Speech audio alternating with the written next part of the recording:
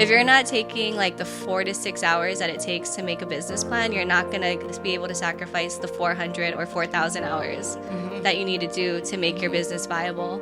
Sometimes I think we are like, we hold ourselves back. It's like you feel yourself stepping into greatness and you're like, oh wait, no, maybe that's not for me, or am I worthy of that? And I think that's true for a lot of young moms starting a business, is like you cannot quit your day job.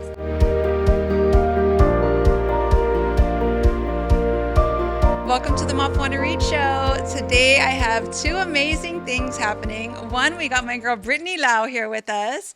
Brittney is a wife, a mama, and owner of Treehouse Teas and Amime Matcha, and a couple other businesses also that I think is hidden in there that we'll talk about. Yeah. And the other thing too is we are here with my girl Stephanie. It is her first retreat, and we're here for the Go Getters collab.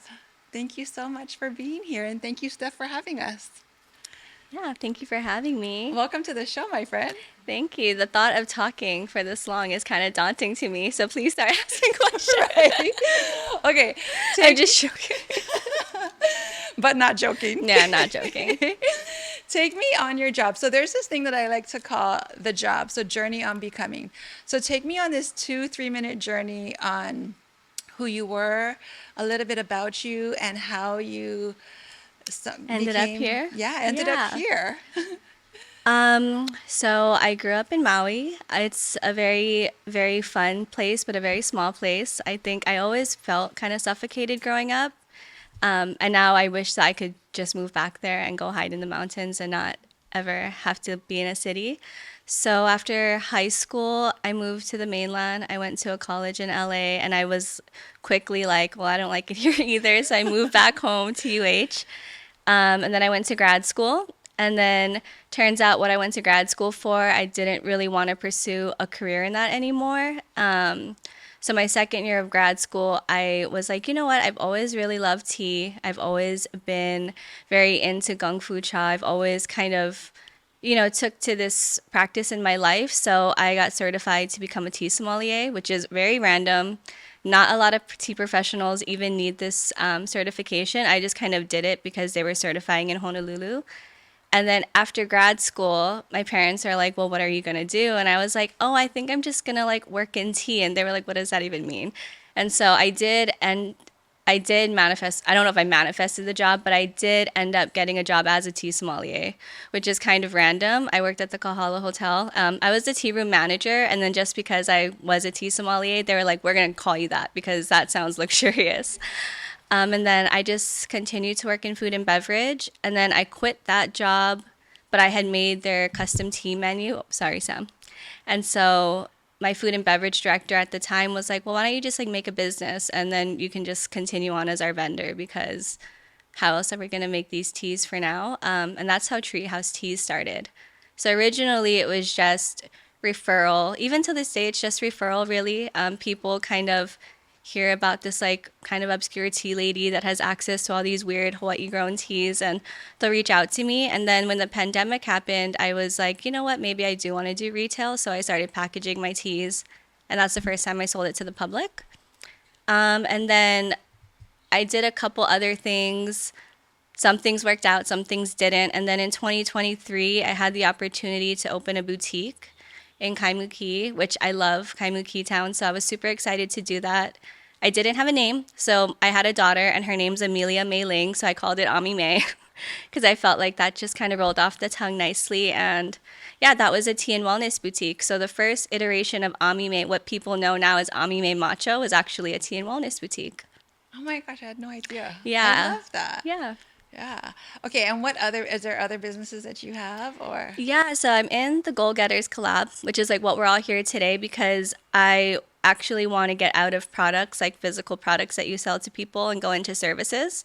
So since I have a background in marketing, I did start a marketing service-based business called Stepstone Digital. So new small business owners who kind of maybe start a business out of passion but don't really have marketing acumen, I can basically get them up and running for less than $1,000, which is today kind of affordable.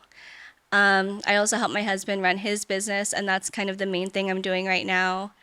And then I also have another tea label called Wallflower Tea that not too many people know about because that's mostly wholesale and that gets sold in conjunction with Treehouse teas. But that does exist and that's just kind of going. Okay, so you have Yeah. all of that, and you have a daughter. How old is she? She's 3 now, Oh my three and a gosh. half. Yeah. Wow. Okay, how do you balance all of that? Just live in a constant state of delusion. And I'm just like, everything's going to be okay. No, it sounds like I have a lot because there's 3 tea lines, but Yeah. really it's all the same business, right? It's all under the tea. So a lot of it gets sold to the same people, just in Okay. different ways. So maybe they'll have all 3 products on the shelf and it just maybe gets packaged differently, but it all comes from me. So it sounds scary like there's 3 big things going on, but it's really one thing packaged 3 different ways. Okay. And then as far as my husband's business and what we do together, we're fortunate because we do everything together. So since he's kind of my boss, I just bring my daughter to work and he doesn't say anything. He's I gonna be, just, whose child is this? No yeah. children allowed. And we really kind of designed the life so that I can do all the administrative stuff in the office. And if our child's out of school, then I can just bring her to work with me. I think for a long time, actually, her bassinet was just like in the office, and we didn't have childcare, and that's just kind of what it was. Like, Yeah. she just comes to work with me, and she goes to the restaurants. Sometimes you'll see her just like watching a movie on the iPad for like hours. Like, I'm talking hours during a rush, and people might think it's just like an unsupervised child, but it's just really, she's a shop baby, and she just kind of, she, that's the only life she knows. So it's Yeah. not really, yeah, she doesn't really know any different. Yeah. So, but now she's in preschool, so it's nice. And then can we talk a little bit about your husband's what he owns or what both of you own? Because that is like my favorite shop to go to. Oh, yeah. So he owns a sandwich shop called Earl. They make like East Coast subs, burgers, fried chicken. He started that 10 years ago, and then we met 8 years ago. Wow. So I just inherited this thing because I inherited this guy. And that's just kind of like how it goes. So we met each other, and I think within like 2 months we moved in together, and then within 3 months we just kind of decided that we were gonna be life partners, which in your 20s sounds very stupid. I understand like how that sounds now, but I'm comfortable like 10 years later telling this story because it's worked out. I Right. might not Yeah. share that story if it didn't work out, but that's kind of what we did. And then when the pandemic hit is really when I left all my other jobs and started working for him more on like a full-time basis. And it just works out because so Steph has this program called EOS where it's like basically there's like a visionary person and then there's an integrator, and we are very like clear in our roles of like who does what, and there's no confusion. There's no conflict over like who's driving this bus. Yeah. And so I think it really works out for us Oh, for because sure. yeah, he is like the main character with like main character energy, Yeah. and I can only have main character energy in like a supporting character role. Like I don't want to, I don't want to ever be the face of that business. So I think I provide the support that he needs in a way that he needs it. So it just works out for our family. Yeah. Yeah. Yeah. I didn't realize it was only 10 years ago that he started Earl's, because I think that that's Yeah. when I started going there, because my photography studio was right there. Yeah. And so I think he opened up, and then I just started going there and ordering my sandwiches, and it was the best sandwiches in the whole world. Yeah. It Was his so dad good. there? It might have been. Might have Yeah. been. Maybe his dad might have been there a couple of times. Yeah. His dad passed away now, but they opened it together. And so people actually still come in and ask about his dad. I'm like, no way do people still remember this guy. Oh But my gosh. yeah. Wow. Oh, yeah, so that's fun. That's what I spend about, I think, 40 hours of my week doing. wow. Yeah. Okay. So one question I want to ask you is, everything is 50-50. I learned this from Savannah. So everything's 50-50. There's the ups, there's the downs. So give me the good side of running a business with your husband and all the businesses that you guys have together, Yeah. with having a young daughter, and give me the opposite. So 50-50, the good and the bad, pros and cons. So I will say the good about kind of stepping into a more active role in his business and making that the primary business in like our home is that all the things that give me stress and anxiety do not phase this guy. So like really when I say like what we're good at is the exact opposite of what the other person's good at, it just kind of fits that way. I think that's just really fortunate. So I'm a really like effective entrepreneur. Are you familiar with that term? Like entrepreneur? It's when you act in an entrepreneurial way within someone else's business. So I'm still able to do all these like really creative projects. So people usually just tell me like what they want, and then I just kind of worry about the how they want it and like how to get it to them. And I'm, working in an entrepreneurial way with somebody else's money. So that just feels really right to me. And that's actually what I did in my last jobs before, because I was the director of like catering or sales or dining. So I had a lot of that kind of like entrepreneurial spirit, but like for low risk. And so that really works for us. And then with our daughter, I think it just works good because, I mean, most of you know, she's like usually just attached to me. And I just kind of bring her with me, and I don't ever feel inconvenienced by her. I just like bring her with me to work. I just bring her with me to events, and we go out to nice dinners where maybe kids don't go a lot, but she comes anyway, and that's just kind of how it is. Yeah. And we've just decided to live our life as a family that way, to do everything together. Not everyone does that, like some people, like husbands and wives who have beautiful relationships, they do not have the same job. They do not talk about their jobs at home. They really live like separate work lives. That just doesn't work for us. And what works for us is just having everything kind of commingled together. I will say the downside is that everything is commingled together. So, yeah, like we're sitting at home every day and we're like watching a movie, and we'll be watching like Dora the Explorer or something. And then all of a sudden he's like, it would be a good special. I'm like, I don't care. Like, I just don't like, why are we talking about this? Or I'll go buy groceries and, I'll be planning like a dinner. And he was like, oh, actually we should test out this recipe at home. I'm like, we should not. I'm making beef stew tonight. So everything kind of gets commingled to the sense that there's really no boundaries between our home life and our business life, which isn't a problem for him. He loves it. He loves just being able to talk about it all the time. It's a problem, I think, for me because I want to have a family life. Yeah. That's not maybe so attached to like sandwiches, right? Because sandwiches don't like light me on fire. I don't really care about them. It lights him on fire. He like can talk about it all day. But to me, I'm like, can we just like watch a movie and like get through a movie without talking about like a toaster or like ice cream, So that happens quite a lot. I think that's the biggest downfall. Yeah. And sometimes you just miss out on things because we have a big end goal for our family, and that's to be work optional when my husband's 40. So our eyes are like always on that prize. And, there is sacrifices you have to make. So like we don't go on family vacations all the time.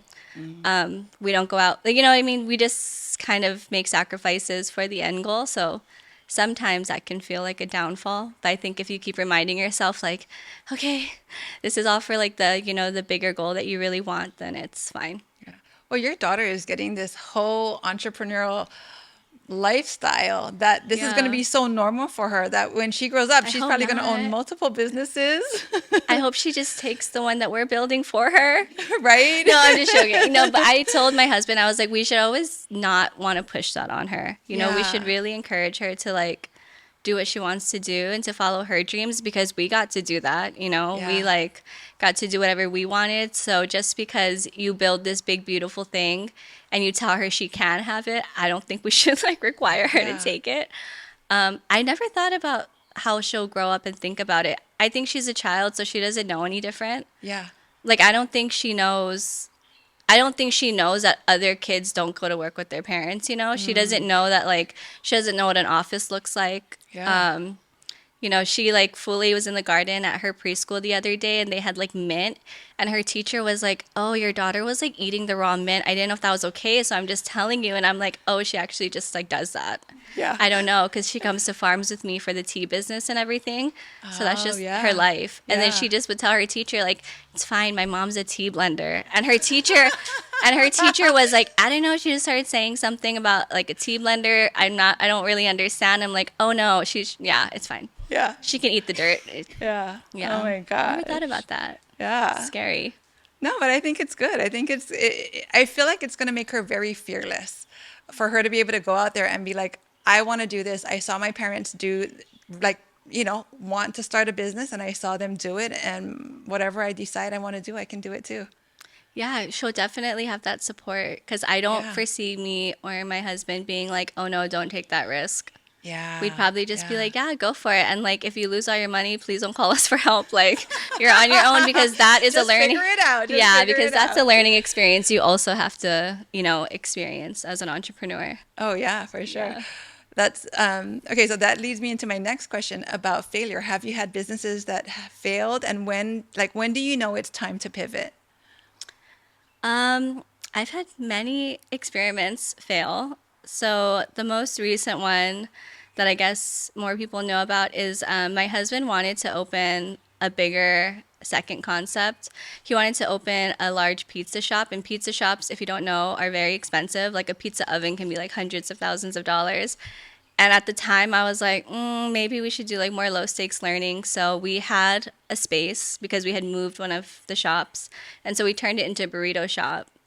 And I was like, I think we could turn it into a burrito shop, just even if we're not like super, if it doesn't work out, we're not going to like lose our house or anything. And we'll be bummed out, but it would be like a really great learning experience. And so we opened this burrito shop in like 4 months.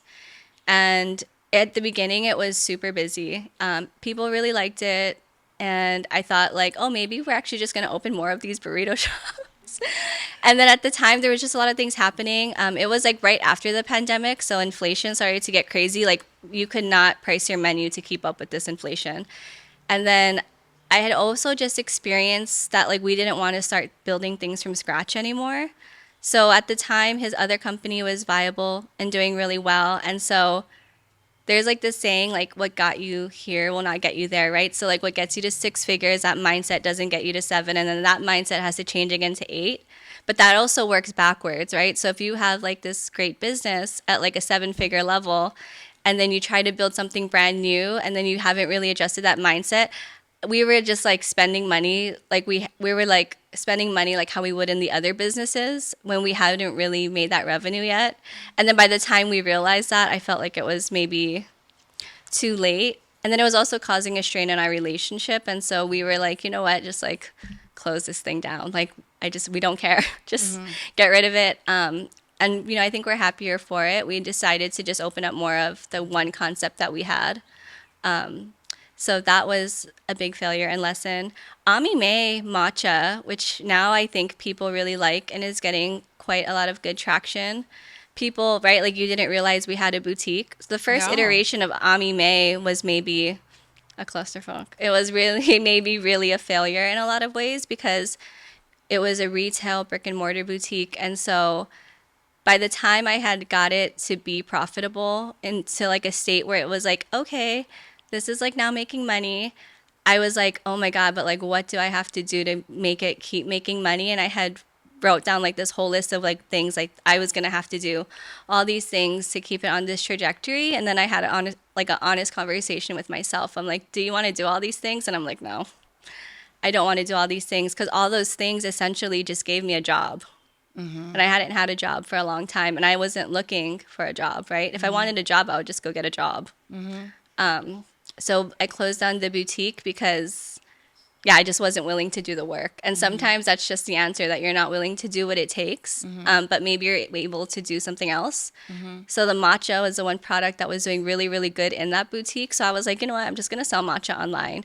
And I mean, basically no change. I mean, it's the same result for, I feel like, a portion of the work. So that's just working better for me. Yeah, because your involvement in it isn't as much, Yeah.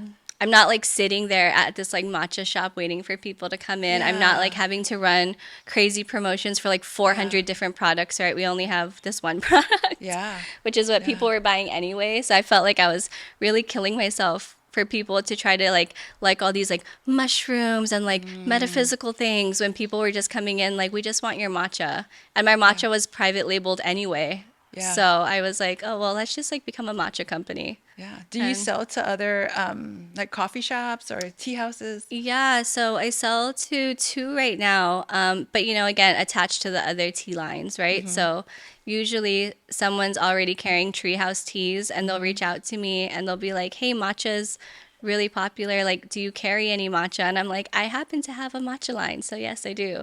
And that's just easier for them. It's like one less vendor. Yeah. But yeah, I mean, matcha's going good right now. So that's the direction I'm steering in it right now. There could be another iteration soon. Treehouse Teas has also gone through some really funky iterations where I would maybe consider those failures. Like I was making some products in the beginning when I was still figuring out like what my niche was, where I maybe would not sell those things now. Yeah. And I'm very shocked that people actually gave me money for those things. But yeah, so I think like success or failure is not always like, yes, this is success and yes, this is failure. Sometimes you're failing within a business and you just need to pivot fast enough. You need to pivot smooth enough. You need to like make all the right changes in order to make it a success. It's not like you fail once, you close up shop and you're like, hey, I'm done. Yeah. If you do that, then like you really won't succeed at much. Oh yeah. Yeah. I feel like being an entrepreneur, you gotta be comfortable with failure. And it's the amount of times that you get back up and you gotta know it's coming.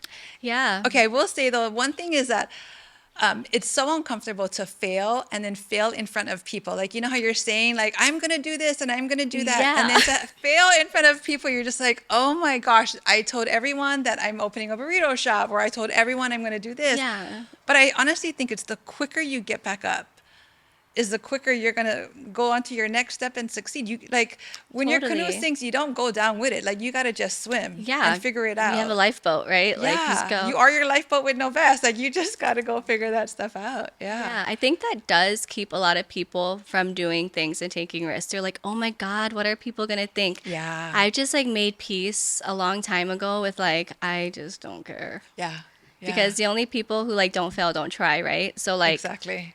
Yeah, I mean, and I feel like the only people who watch you fail and are like happy about it, like those people like really don't matter. Yeah. You know? And they're not doing anything. Yeah, they're not doing anything. And then people who are kind of like in your corner, they're so ahead of you. They probably didn't even see you fall. Like, it's fine. Like, they're like, this is just part of it, girl. Just get back up. I got you. Yeah, and people who live, kind of in like the mindset of where we want to be, I don't even think they know we're like breathing, so it's fine. I made peace with it. It's totally fine. We think people are watching and watching online or whatever, but we think everyone's like totally watching us. Like no one's they're watching not you. that invested. Not at all. They don't care that much as we do. They totally do not. Like everyone is so busy and everyone has their own things that they're trying to accomplish, hopefully, and like focusing on. So you kind of like fumbling the bag is like not on anyone's radar. Yeah. At least anyone who matters. And that's what I really made peace with. And so if we take risks and we fail, it's like, well, that sucks. That's life. Yeah. But I think, you just have to be prepared to lose sometimes. You can't win every time. Yeah. Yeah. You win some, you lose some. Yeah. Seriously. Yeah. That's how I feel. My next question is, what is something that no one really sees behind the scenes? Of a business owner? Yeah. Being a mom, a wife, a business owner, like running all the things that you do. Like what's one thing that's behind the scenes that maybe is challenging for you that no one really sees? I think like the house, for me at least. Like some people are really good at housekeeping. I am just like not. So our house like is in shambles. Like if you walked in right now, it's pretty good. But if you walked into our home, I swear you'd be like, there's no way these two people have it together, to be like, to have any form of success. It's like really crazy. But, I think I've found support in like getting help when I need to. So like if our laundry's out of control, I just like give in and like take it to the laundromat to do. Yeah. And to the wash and fold. So that can be really difficult. I think sometimes it's really hard, right? Like I was saying, I work with my spouse, so everything's commingled. So if there's a fight at work, sometimes the fight comes home. Yeah. And that's just the way it is. You just have to kind of get over it. Yeah. I think that's probably the hardest. I think as you become more successful, there's more things that are demanding of your time. So letting go of things that like maybe housekeeping, maybe doing laundry. I know I have a couple other friends and they hired a housekeeper. They hired, they call it a house manager.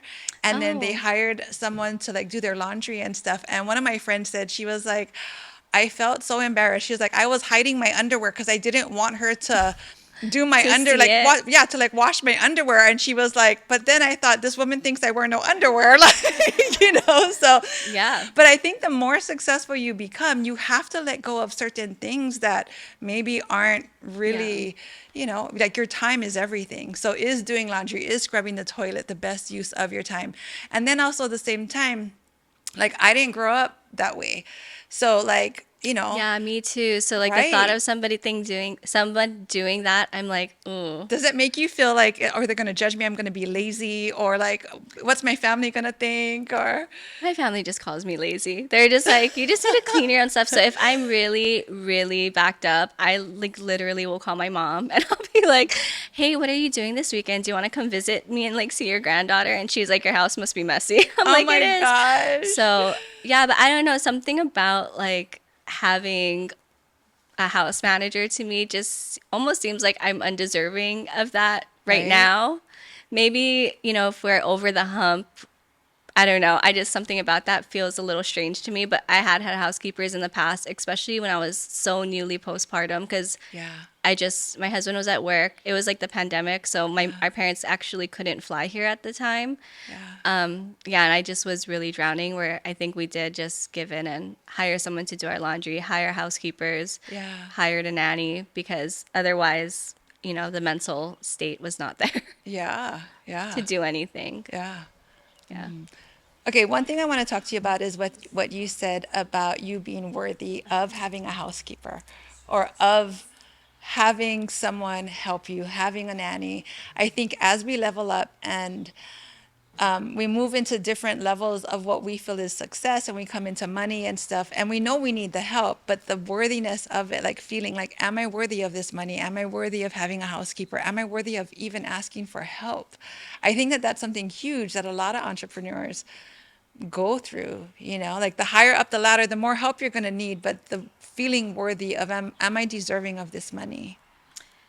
Yeah, I think for me, that feeling is really linked to the fact that the high revenue generating business is not owned by me, right? It's Yeah. owned by my husband, who, even though he's like, it's fine, whatever, like, he'd rather me outsource that work than have to hear me like complain about him not doing it. So he's like, it's fine, we're fine. So I think that's a portion of it too. But then I always do think like I've sacrificed so much to have to help you with your business because I Yeah. did have a career that, I did have a good paying job. Treehouse Teas was gaining a lot of traction. And then, when he opened his third shop, we kind of had a conversation about like what business is going to take priority in our family. And so I did have to sacrifice my business and basically now do no marketing. We don't even call it a business. My business right now is like a profitable hobby. It just kind of puts along and, it doesn't bother anyone. And I always tell people like it's just kind of there doing its thing because I've had to now reallocate all my energy, skill, and effort into his business. Yeah. So I think for me, that undeservingness comes from even though I am making significant contributions, it's towards a business that I didn't start, and so I just feel disconnected from ownership that way. So I think that's what it is. But I also think like the idea of having someone else scrub my toilet is just weird to me I know, because I right? didn't grow up that way. My Yeah. mom would wake me up like Saturdays and Sundays are like chores, It's chore right? day. So if you want to go to the beach, you need to do like all these like crazy chores before the Yeah. sun goes down. And that's really how I grew up. And so I'm like, well, my parents work full time. My parents were entrepreneurs too. Like they still clean their house. Yeah. Or did they? Or did the three kids clean their house? You know what I mean? So I don't know. But yeah, I think that's a part of it too, is like that's just not how I grew up. Like Yeah. no one in my family, successful or not, has a housekeeper, a maid, someone who meal preps for them, Right? Yeah. So I just feel like if they didn't need that, neither do I. Yeah. But then really we actually do need it. Yeah, I do think so too, especially here, I'm from Maui and so most of my family is on Maui and it's not like if I needed to clean my house, I can just call my mom like, "Hi, can I like drop off my kid real fast so I can clean Yeah. my Yeah. house?" I think if I had that set up, maybe I would have a little more time, but yeah. So I'm still working on it. I think it's a mindset thing. I think it's also in a way, I think for me, like I know I need a housekeeper. I know my kids are big now, so I don't need a nanny, but I definitely need someone to help me come clean my house and just help me do some basic things. But like I think growing up in Hawaii, like none of my friends that I know of Yeah. here have a housekeeper and do all those things. So it's like, in a way, it's like, am I embarrassed? Am I unworthy? Like all these other feelings, like I have the time, like I just should be doing it. Like, why am I not? And like, where's my time most valuable? And Yeah. And it's so funny, right? Because none of your friends would know you have a housekeeper unless you told them. I know, That's but what the, Justin told me. He's like, just right? don't tell people. I'm like, I won't. Yeah, But it's just like that feeling from inside of like, why can't I just do this for myself when everyone yeah. else is doing it for themselves? But I think for me, I like, okay, so I get it. Like, I know having that gives me this feeling, but I am so ready to like level up to the next level. So I'm like, Yeah. bring on those feelings. If I know it's coming, I'm like, bring them on. I'm going to feel unworthy. I'm going to do all these things, but I'm going to break through. I'm going to level up and I'm just going to keep on rolling because Yeah. maybe that's holding me back from where my time is really spent. Yeah. So Yeah. in 2 weeks, I'll check in with you, see if you got Did your I have a house clean house, manager. girl? Be like, You're girl, did like, you get let's someone to clean FaceTime. your house? Yeah. I'm going to FaceTime you from here. I'll be like, hey, girl, look at your house. No, seriously, like who cleans her house? We need No, I we know. This need place whoever is she's having. beautiful. Yeah. But yeah, it's so funny, right? Because I'm even talking to you. I'm like, Mapuana, you're so clearly deserving of it. And you probably feel that same way about me. But it's like Yeah. pulling that trigger for yourself is like, ooh, cringe, ick, no. Yeah, yeah. Sometimes I think we are like we hold ourselves back. We hold our Yeah. like it's like you feel yourself stepping into greatness and you're like, "Oh, wait, no, maybe that's not for me," or am I worthy of that? And Yeah. yeah. And it's such a small thing, right? Like a housekeeper. But Totally. it's like, yeah, Yeah. it's such like a small thing that would just make all the difference. So Yeah. yeah, we should just do it. We'll check in 2 weeks, make sure we did Right? that. Yeah. I think if I saw more people with housekeeper, I didn't know anybody with a housekeeper. So, but if Yeah. I think I grew up with that lifestyle of seeing people with housekeepers and nannies and all that stuff, I think I would have, I'd be more accepting of it. But because none, no, people in Hawaii, we have kids, we raise them, we do all the things, we Yeah. raise our neighbors' kids and everything. And Yeah, and there it was is always hard. yeah, there was always enough aunties though to that's what I always Exactly. think too is like I had so many aunties and uncles and like I would just walk myself to my grandma's house, Right? which Yeah. kids don't do that today. Yeah. Like my daughter we were just talking about, like I have like 20 something 30 first cousins, my daughter has none. Wow. So even just that, right? Like having those Yeah. like cousins to like just entertain you for They're the like your whole brother day. and sisters, Yeah, like my mom was able to clean the house because I was outside playing with my cousins, I Yeah. think, Yeah. Totally. And And she told you don't come in the house until the sun's yes, ready to go down. yeah, totally. But my daughter just doesn't have that. We live like on a main street, so it's not Yeah. like I can just tell her go outside and play. I would be so paranoid over like what Yeah. happens to her. Yeah. So yeah, it is. Yeah, I guess it's like a changing your mindset with the times because yeah, you're right. We didn't grow up like that, but we also our kids don't have the option of growing up like that all the Yeah. time. But then I think we need to also be the example, though, if you want success, if you want Yeah. to be able to let go of things and grow, there's certain things in your day-to-day life that you need to let go of. So one of them for me is Instacart. So I live in Laie. It's far from Costco. Oh, It's I far Instacart from, too. oh, I love Instacart. Yeah, well, I actually do FarmLink and Instacart Yes, those are because the they two that I do. deliver. Yeah, Yeah. Yeah. and that saves you so much time. Oh yeah, I know. So I tried to do Instacart last night and I just put like the regular tip. I just was like clicking through it because I was in a rush and like nobody picked up my order. I had to up it to like a $55 tip for them to drive out there. And I get it, it's far. But Is as that soon how as that works? yeah, I think that they can see what I their did tip not. is. Like, so guys, Oh, if you don't tip like high, especially if you live far, interesting. I don't think they'll really pick it up. But I was like, I will tip $80. I need my groceries and I don't want to have to go get it. Oh, that's so interesting. I didn't know that's how It that takes up works. so much time. It's like an hour, 15 minutes to get there and an Yeah, hour there. Like it's like half my day just to buy groceries. And I was like, I need to take that off my list. I just can't do that anymore. yeah, for Yeah. sure. Okay, my last question is what advice would you give to someone who has a young family, who wants to start a business? So I think this goes back to what you and your family's goals are. So Yeah. like for me, right, me and my family, we make everything like every decision in our house is for the betterment of like our family. So like and the main goal, like there really is no individual life. Yeah. Which some people though need to maintain that sense of individualism. But I would just say to have an open communication with your spouse about like, hey, this is what I want to do. If you share finances, you'll have to come up with that number of like how much money can you lose before you have to shut this operation down. Yeah. So that's like a big conversation. I would also just sit down and make a business plan if you're a first time entrepreneur. And if you can't get through that, then I would think you need to reevaluate. So I always tell people, because I do a lot of marketing consultations where I'll say, like, yeah, just send me your business plan real quick so I can like look through it to make some recommendations.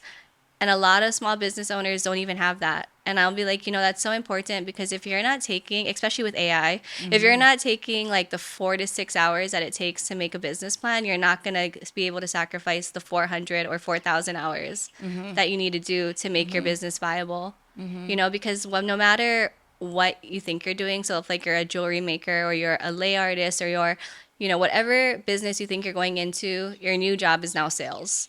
That's your job. Yes. So whatever it is, whatever you're calling yourself, if it's a new business, your job is sales. So you need to come up with a plan for how you're going to sell those things, right? Because if you're not selling, it's not a business. It's what I have, which is a hobby. So and if that's what you want, that's okay too. But yeah, I would just say have open and honest conversations with yourself. Do little things before you really go all into your business to see if you even have what it takes, if you even want to give it what it takes. And if your family, and if it's the best decision for your family, I think that's always number one, because if it's going to cause stress right off the bat between you and your partner or you and your children or your home life, then maybe starting a business is, not the best thing for you right now. Maybe your home life situation is not the best thing for you, so there's so many things, but I think just being open and transparent with your family, your young family, and then open and transparent with yourself if you want to actually do all the work that needs to go into making a viable And business. also being open to having a job, like a normal 9 to 5 job, and starting a business on the side until that can grow. Oh, yeah, that's a thing Yeah. too. I do see that was like never a question in my mind when I started my business, that I was going to have to keep my job. But I do see a lot of people like just going like 100%, like diving in. And, that works for some people. Some people are truly exceptional where that will work for them. I am like pleasantly average, so that would not have like worked for me. Like I think, yeah, definitely keep your day job. Yeah, Keep your until income. that balance of, when your business is picking up, then you can kind of like let it go. Because Yeah. did you keep your day job when you had your photography business? Well, No, before when you no, first. no, I didn't. So no, well, because I had See, my daughter, exceptional. right? Yeah, but I'm also the average. But I had my daughter, and then I started a business, and then I had my son. So my daughter Oh, and they're wow. 18 months apart. Well, no, go ahead. Yeah. So they're 18 months apart. So I felt like I had 3 babies, Yeah, and I could that's only do crazy. photography when I could, like, which is like maybe one weekend out of the month. And then as they Wow. got older, then I grew my business. But I did it for 15 years. Yeah. So Wow.